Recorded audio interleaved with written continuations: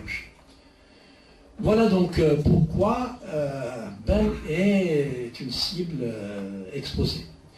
D'autre part, le projet soumamien, juste quelques mots sur ça, le projet soumamien d'Aben est réactualisé lors de la décennie de 1990.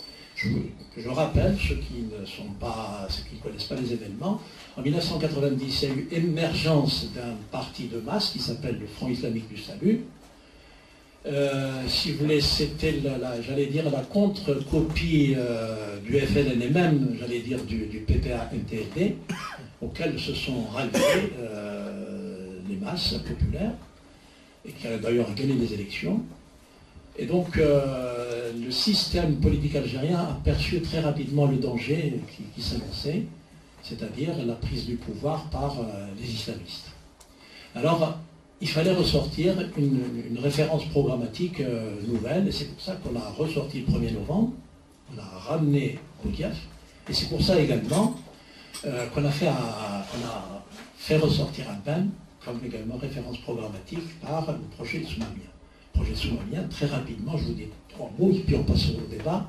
Projet soumamien, d'abord la République démocratique et sociale.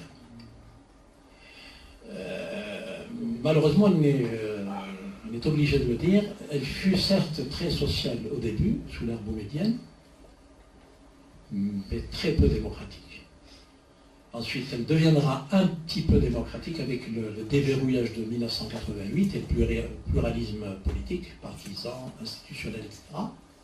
Mais l'émergence des nouveaux modes j'allais dire un nouveau modèle économique a fait qu'elle n'était plus sociale et qu'il y avait appauvrissement des classes moyennes qu'elle est en train de rattraper grâce à l'embellie, effectivement, merci mon ami, à l'embellie du pétrole, et donc le pouvoir achète régulièrement la paix sociale. Le deuxième élément du projet soumamien, c'est la citoyenneté. Je rappelle, pour ceux qui ne le savent pas, que dans le projet soumamien, il n'est pas question de religion, il n'est pas question d'identité. Il est simplement question d'une citoyenneté.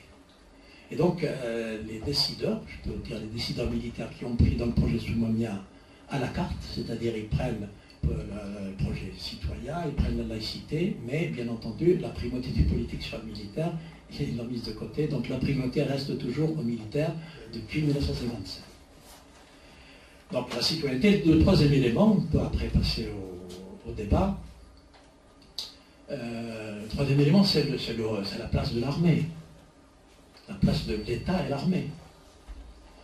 Si tout le monde sait que l'État algérien, tel qu'il est actuellement, n'est pas prioritairement au service du citoyen.